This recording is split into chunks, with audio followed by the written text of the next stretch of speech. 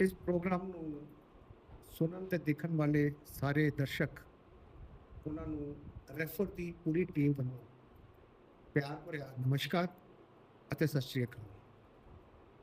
ਅੱਜ world consumer ਡੇ ਤੇ ਜਿੱਥੇ ਉਪਭੋਗਤਾ ਨੂੰ ਇੱਕ ਕਿੰਗ ਸਮਝਿਆ ਜਾਂਦਾ ਹੈ, ਅਸੀਂ ਸਮਝਦੇ ਹਾਂ ਕਿ ਉਹਦੀ ਜਿਹੜੀ ਭਾਵਨਾ ਹੈਗੀ ਹੈ ਔਰ ਪ੍ਰੈਕਟੀਕਲ ਰੂਪ ਦੇ ਵਿੱਚ ਉਹ ਕਿਸ ਤਰ੍ਹਾਂ ਆਪਣੇ ਅਧਿਕਾਰਾਂ ਨੂੰ ਪ੍ਰਾਪਤ ਕਰ ਸਕਦਾ ਹੈ ਔਰ ਕਿਸ ਤਰ੍ਹਾਂ ਅਗਰ ਉਹਨੂੰ ਕੋਈ ਸਮੱਸਿਆ ਆਏ ਉਹ ਆਪਣੀ ਸਮੱਸਿਆ ਅੱਗੇ ਲੈ ਕੇ ਜਾ ਸਕਦਾ ਹੈ।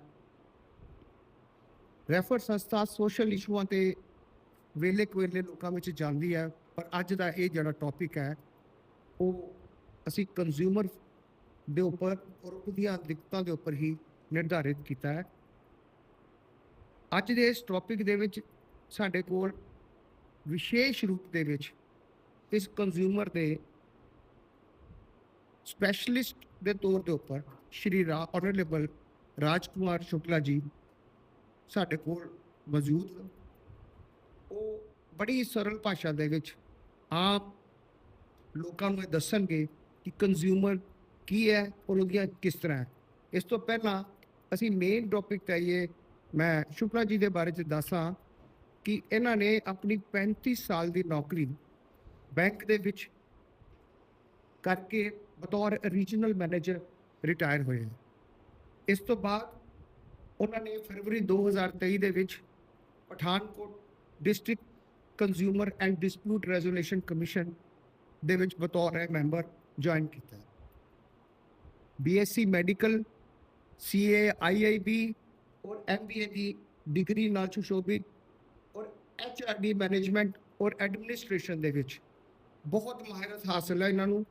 ਸ਼ੌਕ ਇਹਨਾਂ ਨੂੰ ਐਸਟ੍ਰੋਲੋਜੀ ਦਾ ਔਰ ਇਹਨਾਂ ਨੇ ਘੱਟੋ ਘੱਟ 300 ਤੋਂ ਜ਼ਿਆਦਾ ਜਿਹੜੀਆਂ ਫਾਈਨੈਂਸ਼ੀਅਲ ਮੈਟਰਸ ਦੇ ਨਾਲ ਜਿਹੜੀਆਂ ਨਾ ਉਹ ਪ੍ਰੋਗਰਾਮਸ ਆਰਗੇਨਾਈਜ਼ ਵੀ ਕੀਤੇ ਹੈ ਔਰ ਮੈਨੇਜ ਵੀ ਕੀਤੇ ਹਨ। ਮੈਂ ਉਹਨਾਂ ਦੇ ਸਾਹਮਣੇ ਆਪਣੇ ਆਫਿਸ ਬੀਅਰਰ ਦੀ ਟੀਮ ਜਿਹੜੀ ਰੈਫਰ ਦੀ ਹੈ ਉਹਨੂੰ ਵੀ ਇੰਟਰੋਡਿਊਸ ਕਰਾਉਣਾ ਚਾਹਾਂਗਾ। ਮੇਰੇ ਸਾਹਮਣੇ ਰਾਜੇਸ਼ ਜੀ ਬੈਠੇ ਹੈ, ਇਹ ਐਂਟਰਪ੍ਰੇਨਿਓਰ ਔਰ ਕੰਪਿਊਟਰ ਟੈਕ ਹੈ, ਸਾਰੀ ਰੈਫਰ ਦੀ ਸੰਸਥਾ ਦਾ ਕੰਪਿਊਟਰ ਦਾ ਆਰਗੇਨਾਈਜੇਸ਼ਨ ਵਿੰਗ ਸੰਭਾਲਦੇ ਹਨ ਔਰ ਟ੍ਰੇਜਰਰ ਵੀ ਹੈਗੇ ਹੈ। ਉਹਦੇ ਨਾਲ ਮੇਰੇ ਦੂਸਰੇ ਸਾਥੀ ਵੀ ਦਵਿੰਦਰ ਜੀ ਬੈਠੇ ਹੈ, ਇਹ ਪੱਤਰਕਾਰ ਵੀ ਹੈਗੇ ਫਾਰਮਾਸਿਊਟੀਕਲ ਬਿਜ਼ਨਸ ਤੋਂ। ਇਸ ਤੋਂ ਬਾਅਦ ਐਡਵੋਕੇਟ ਸਵਾਸਤਿਕ ਜੀ ਔਰ ਇਸ ਤੋਂ ਬਾਅਦ ਐਡਵੋਕੇਟ ਸਵਾਸਤਿਕ ਜੀ ਇਸ ਰੈਫਰ ਦੇ ਸੈਕਟਰੀ ਵੀ ਹੈ। ਐਡਵੋਕੇਟ ਪਵਨ ਜੀ ਅੱਗੇ ਬੈਠੇ। उधर मेरे दोस्त एडवोकेट शैलेंद्र जी, सौरभ जी भी एंटरप्रेन्योर है और पठानकोट ਦੇ ਵਿੱਚ ਅੱਛਾ ਬਿਜ਼ਨਸ ਰਨ ਕਰ ਰਹੇ ਹੈ। ਔਰ ਉਹਦੇ ਨਾਲ ਜਿਹੜੇ ਨੇ ਉਹ ਸੌਰਭ ਜੀ ਹੈ, ਇਹ ਸਕੂਲ ਮੈਨੇਜਰ ਵੀ ਹੈਗੇ ਆ, ਸਕੂਲ ਦੀ ਮੈਨੇਜਮੈਂਟ ਵੀ ਕਰ ਰਿਹਾ, ਬੜਾ ਅੱਛਾ ਸਕੂਲ ਚਲਾ ਰਿਹਾ, IT ਜਨਰੇਸ਼ਨ ਨੈਕਸਟ ਸਕੂਲ ਚਲਾ ਰਿਹਾ ਔਰ ਉਹਦੇ ਨਾਲ ਐਂਟਰਪ੍ਰੀਨਰਸ਼ਿਪ ਵੀ ਕਰਦੇ ਆ। ਸੋ ਇੱਕ ਵਾਰ ਫਿਰ ਮੈਂ ਟੀਮ ਵੱਲੋਂ ਆਏ ਹੋਏ ਅੱਜ ਦੇ ਸਪੈਸ਼ਲਿਸਟ ਦਾ ਮੈਂ ਜੀ ਆਇਆਂ ਨੂੰ ਕਹਿਣਾ ਨਮਸਕਾਰ। ਸਰ ਜੀ, ਅੱਜ ਦੀ ਇਸ ਚਰਚਾ ਨੂੰ ਸ਼ੁਰੂ ਕਰਦੇ ਹੋਇਆ ਇੱਕ ਆਮ ਬੰਦੇ ਵਾਸਤੇ ਕੰਜ਼ਿਊਮਰ ਕੀ ਚੀਜ਼ ਹੈ, ਉਹਦੇ ਕੋਲ ਕੀ ਅਧਿਕਾਰ ਨੇ ਕੰਜ਼ਿਊਮਰ ਐਕਟ ਦੇ ਦੌਰਾਨ, ਕਿਰਪਾ ਕਰਕੇ ਸਾਰੇ ਦਰਸ਼ਕਾਂ ਨੂੰ ਦੱਸੋ। Thank you Deepak ji. पहले तो बहुत आभार आपकी टीम का, रेफर की टीम का, जिन्होंने आज ये अपॉर्चुनिटी मुझे दी है और इस विषय पर चर्चा करने के लिए मुझे आपके बीच में बुलाया। बहुत बहुत धन्यवाद सारी टीम का। हाँ, आपका सवाल प्लीज़ एक बार फिर रिपीट कर दीजिए। मैं ये पूछना चाहता था कि आम सिंपल नागरिक के लिए कंज्यूमर क्या है और एक्ट में उसके पास क्या क्या अधिकार है कि वो अपने अधिकारों को प्राप्ति के लिए क्या क्या कर सकता है उपभोक्ता। जी बिल्कुल बिल्कुल, जैसे नाम से ही क्लियर है, कंज्यूमर या उपभोक्ता कि किसी भी चीज़ का, वस्तु का या सर्विसेज का जो उपभोग करता है, उपभोक्ता है, बदले में उसने कोई ना कोई कंसिडरेशन या पैसा जरूर दिया होना चाहिए या देने का वादा किया हो। जो चैरिटी वाली सर्विसेज है, मान लीजिए कहीं कोई आई कैंप लगा हुआ है जिसमें कोई फीस पे नहीं करनी है, तो वहाँ पर जो लाभ लेने वाले लोग हैं वो उपभोक्ता नहीं होंगे। तो मेरा कहने का भाव ये है कि उपभोक्ता वही माना जाएगा जिसने कोई वस्तु या सेवा लेने के लिए उसके बदले में पैसा दिया है या देने का वादा किया हुआ है, तो वो उपभोक्ता है। अब किसी भी उपभोक्ता को अगर पास्ट देखें तो एक्सप्लॉयटेशन हर वक्त टाइम में रहा है कंज्यूमर का, तो उसकी एक्सप्लॉयटेशन ना हो उसके लिए समय समय पर कानून बनते रहे। इससे पहले हमारे पास 1986 का एक्ट था, लेकिन जैसे जैसे ई बिज़नेस आया, तो ई बिज़नेस आने के बाद जो उस कानून के दायरे को और डेंट देने के लिए और बढ़िया करने के लिए, या सभी जो ई पोर्टल पे काम करने वाले लोग हैं उनको भी उस कानून के दायरे में लाने के लिए ये कंज्यूमर एक्ट 2019 बना। तो इस एक्ट में कंज्यूमर की जो डेफिनेशन दी है वो बिल्कुल वही है जो हमने अभी चर्चा की। हाँ, उसको कुछ अधिकार दिए गए। कंज्यूमर को अधिकार ये दिए गए कि पहले तो उसको इस बात का अधिकार है कि वो चूज़ कर सके, राइट टू चॉइस। हम एक दुकान में जाते हैं, वहाँ वो एक ही प्रोडक्ट रखता है, या इस तरह की स्थिति पैदा करता है कि हम वही सामान ले पाए और दूसरा हमारे पास ऑप्शन ही नहीं है। तो नाउ द कंज्यूमर है राइट टू चूज़, कि वो अपनी मर्जी से अपना सामान चूज़ करेगा। उसके बाद उसका अगला अधिकार है कि अगर उससे कहीं कोई समस्या आती है, कोई इसकी प्रॉब्लम है, तो he has right to be heard, उसको सुना जाए। अलग अलग प्लेटफार्म है जहाँ पर वो अपनी बात को कह सकेगा। उसके बाद उसको ये राइट है कि वो अपनी रेमेडी ले सके, उसके लिए कानून उसके साथ खड़ा है।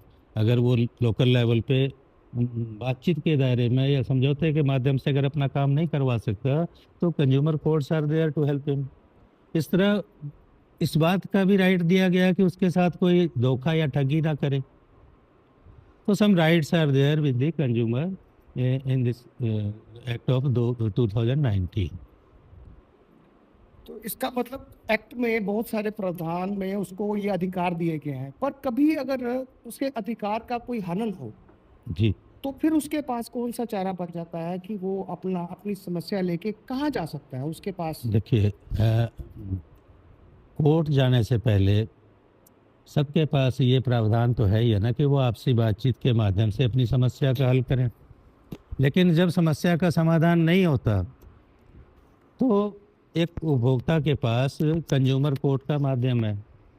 तो कंज्यूमर कोर्ट में कोई भी उपभोक्ता डायरेक्ट अपनी एप्लीकेशन लगा सकता है, अपनी प्लेंट लगा सकता है वकील के माध्यम से, या इवन अभी थोड़े दिन पहले जागृति पोर्टल गवर्नमेंट ने लॉन्च किया है, तो डायरेक्ट वो अपनी ऑनलाइन कंप्लेंट भी उसमें डाल सकता है।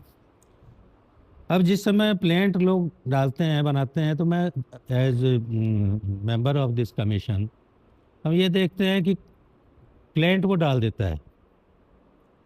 प्लेंट डालने में जो जो कुछ उसने अपनी प्लेंट में लिखा होता है, उसके साथ वो कहीं ना कहीं कुछ एविडेंस लगाने भूल जाता है। तो इस माध्यम से आपके प्लेटफार्म से मैं ये बात कहना चाहूँगा उपभोक्ता को भी और जो उसके सपोर्ट के लिए वकील साहिबान हैं उनको भी, कि जब वो कोई प्लेंट बनाते हैं तो उसमें जो भी बातें उन्होंने अपने ग्रज की लिखी हैं, जो भी उनके रिड्रेसल के लिए सामान चाहिए, तो साथ में उसके एविडेंस भी ज़रूर डाला करें। तो उपभोक्ता अदालत उनकी कंप्लेंट को एंटर करती है, विद इन 20 डेज़ वो अपोजिट पार्टी को नोटिस भी कर देती है। अपोजिट पार्टी के पास ये प्रावधान होता है कि अगले 30 दिनों में वो उसका जवाब दे।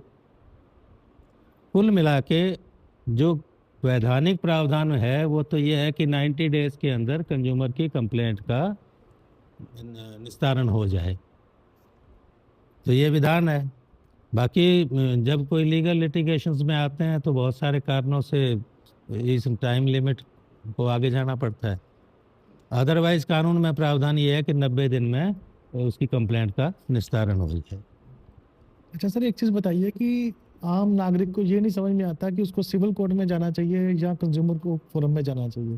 उसके लिए इसके अलावा क्या कोई और भी ऑप्शन है या उसको किसका चुनाव करना चाहिए? जी, पहली बात तो जहाँ पर किसी वस्तु का लेन देन हुआ है या किसी सर्विसेज का लेन देन हुआ है तो स्पेसिफिकली उसके लिए ये उपभोक्ता अदालत बनी है, कंज्यूमर कोर्ट बनी है। लेकिन उसके पास ये ऑप्शन है कि वो सिविल कोर्ट का भी सहारा ले सकता है।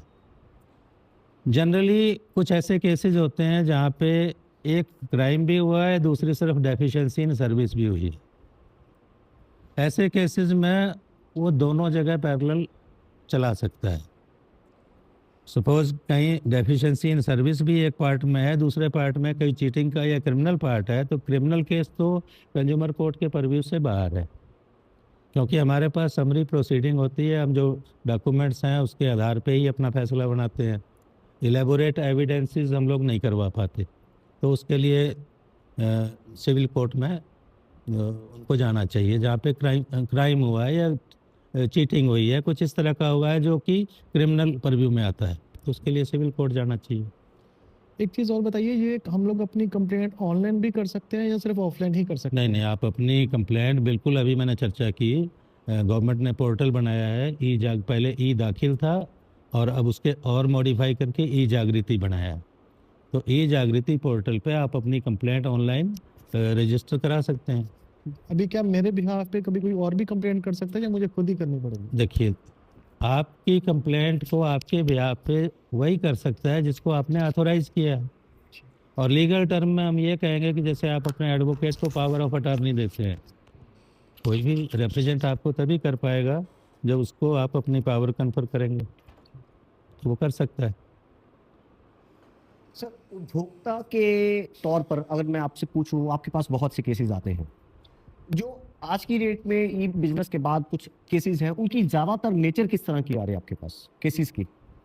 जी बिल्कुल, बढ़िया आपका सवाल भी है और आम आदमी से रिलेट करता है। अभी आज की तारीख में जिसके पास भी गाड़ी मोटर है उसने इंश्योरेंस करा रखा है, आम आदमी ने भी अपना लाइफ इंश्योरेंस, हेल्थ इंश्योरेंस करा रखा है। तो मैक्सिमम जो ग्रज है पब्लिक का वो इंश्योरेंस कंपनीज के अगेंस्ट में आता है। उसके बाद सर्विस सेक्टर में बैंकिंग से रिलेटेड केस हैं जहाँ पे एटीएम से फ्रॉड हो जाते हैं, उससे रिलेटेड केस भी हैं, लेकिन ज़्यादा केस इंश्योरेंस के हैं। उसके बाद थोड़ी थोड़ी मात्रा में हर लाइन के केस हैं। मेडिको नेग्लिजेंस की बात कर रहे थे हम अभी कि कहीं ना कहीं, पर वो कम है, पर है ज़रूर। या तो लोग उसको लाइमलाइट में लाते नहीं है, छोटी मोटी प्रॉब्लम होती है छोड़ देते हैं, but there are some cases of medico negligence. इसके अलावा जो ऑनलाइन ट्रेडिंग हो रही है आजकल, किसी ने कोई मोबाइल मंगा लिया वो ख़राब निकल गया, कोई लैपटॉप मंगा लिया। इवन मेरे पास एक केस है कि उसने कार में लगाने वाला स्टीरियो मंगवाया और जब वो एजेंसी पे लेके जाता है तो वहाँ उसमें से पत्थर का टुकड़ा निकलता है। तो सच केसेस आर देयर। तो ये संभावनाएं रहती हैं कि कहीं हो सकता है रास्ते में जो प्लेटफार्म यूज़ हुआ है वहाँ पे गड़बड़ी होगी, मैन्युफैक्चरर लेवल से एक प्लेटफार्म लेवल तक, उसके बाद आपके घर पहुँचाने वाला कोरियर तक, किसी लेवल पर भी प्रॉब्लम आती है। फिर बिजली बोर्ड की शिकायतें बहुत ज़्यादा हैं, बिजली बोर्ड से रिलेटेड प्रॉब्लम ज़्यादा आती हैं लोगों को, और बहुत कम प्रॉब्लम है पोस्ट ऑफिस की। मेन जो कंप्लेंट्स हैं वो यही है, बिल्डर्स की हैं, पर वो हमारा पठानकोट इतना बड़ा शहर नहीं है, तो बिल्डर से रिलेटेड कम केस हैं। सर, कंज्यूमर कोर्ट के डिसीजन के बाद कंज्यूमर के पास और क्या ऑप्शन बचे? देखिए, कोर्ट ने डिसीजन दे दिया, उसके बाद 30 डेज के अंदर उसको एग्जीक्यूशन लगानी चाहिए। बिना एप्लीकेशन लगाए एग्जीक्यूशन की कोर्ट ऑटोमेटिकली काम नहीं करेगा। आपके फेवर में फैसला आ गया, कापी आ गई आपको, अपोजिट पार्टी को चली गई, तो now you have to file an application for execution. अगर आप एग्जीक्यूशन नहीं लगाते हैं तो ऑटोमेटिकली एग्जीक्यूट नहीं। उसके बाद एग्जीक्यूशन के लिए सेक्शन 72 में कंज्यूमर कोर्ट्स को जो पावर दी गई है वो जुडिशियल मजिस्ट्रेट फर्स्ट क्लास की दी गई है। They have the power to get their orders implemented जैसे सीआरबीसी में है उस तरीके से वो अपने ऑर्डर इम्प्लीमेंट करा सकते हैं, अपने ऑर्डर की कंप्लायंस करा सकते हैं। तो consumer court are empowered with the power of judicial magistrate first class, जब तक जहाँ तक कि इम्प्लीमेंटेशन की बात, तो करवा सकते हैं, करवा भी रहे हैं। अभी आपने देखा होगा कि राजस्थान में कल परसों का ही केस देखा होगा, उन्होंने वारंट निकाल दिए सभी के नॉन अवेलेबल जो भी पार्टीज थी। तो government had provided these courts with some rights. ठीक, तो अगेंस्ट अगर अगेंस्ट है तो अगर अगेंस्ट है नाउ, तो we have a 3 tier system. पहले आप डिस्ट्रिक्ट कमीशन में जाते हैं, डिस्ट्रिक्ट का फैसला आपके अगेंस्ट चला जाता है, आपको लगता है कि मेरे साथ न्याय नहीं हुआ है, then you have the upper court that is state commission. तो स्टेट कमीशन के पास आप अपील कर सकते हैं, और अगर स्टेट कमीशन का भी फैसला आपको लगता है कि ये आपको ठीक नहीं लग रहा है, तो उसके ऊपर आप नेशनल कमीशन में जा सकते हैं, और नेशनल कमीशन से भी अगर संतुष्ट नहीं हैं तो आप उसके आगे सुप्रीम कोर्ट है। तो यहाँ पर आप 3 स्टेजेस में चलते हैं कमीशन में, district commission, state commission, national commission. और अगर नेशनल कमीशन पे भी आप संतुष्ट नहीं हैं फैसले से, तो आपके पास ऑप्शन है कि आप सुप्रीम कोर्ट जा सकते हैं। सर, मैं समझता हूँ हमारे दर्शकों को आपके द्वारा बहुत अच्छी जानकारी दी गई है, और आने वाले दिनों में आपके इस प्रोग्राम से आपके पास और भी केस जो है, जिन लोगों को जानकारी प्राप्त हुई है, और भी केस आएंगे अपनी रक्षा के लिए, अपने अधिकारों की रक्षा के लिए। और आज के इस विश्व उपभोक्ता दिवस पर मैं ये जरूर चाहूँगा कि आप अपना अनुभव से अधिवक्ताओं के लिए भी और दूसरों के लिए, कंज्यूमरों के लिए भी कोई संदेश जुड़े। देखें, किसी भी देश की इकोनॉमी डिपेंड करती है बिजनेस पे, और बिजनेस में 2 पार्टी है, एक सेलर है, एक बायर है, ऑटोमेटिकली कि जो कि कंज्यूमर है। तो कंज्यूमर उपभोक्ता बहुत बड़ा रोल प्ले करता है किसी भी इकोनॉमी की डेवलपमेंट के लिए।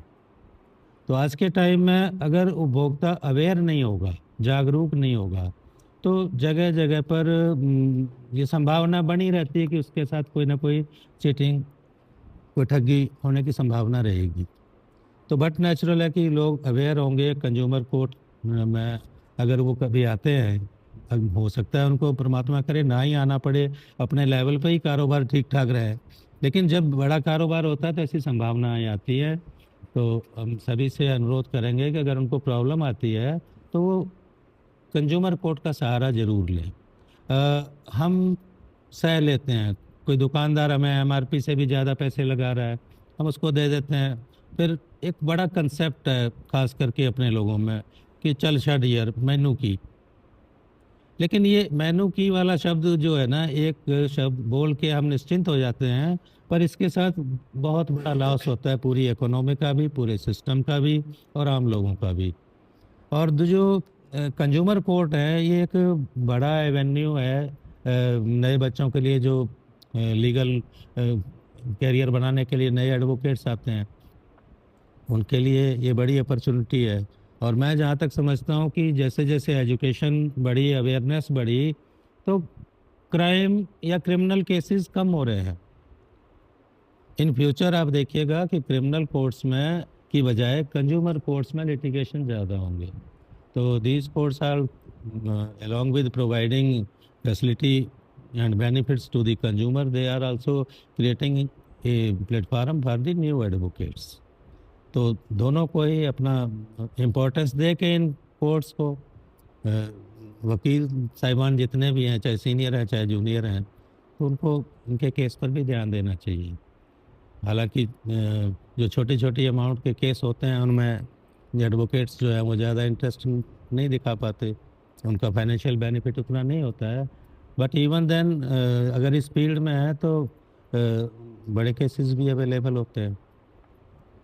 तो कानून का अगर डर रहता है तो उपभोक्ता का संरक्षण भी होता रहेगा, और अगर उनमें अवेयरनेस है तो लिटिगेशन की संभावनाएं कम रहेंगी।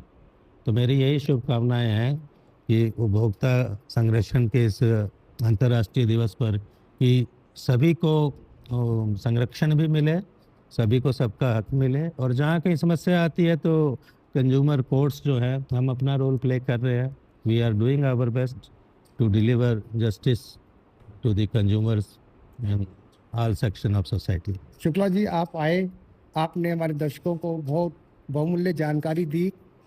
आपके आने से मैं समझता हूं कि काफ़ी लोगों को फ़ायदा हुआ. एक बार पुनः मैं अपनी रेफर टीम से आपका धन्यवाद करता हूं. बहुत धन्यवाद. धन्यवाद, बहुत धन्यवाद आप सब.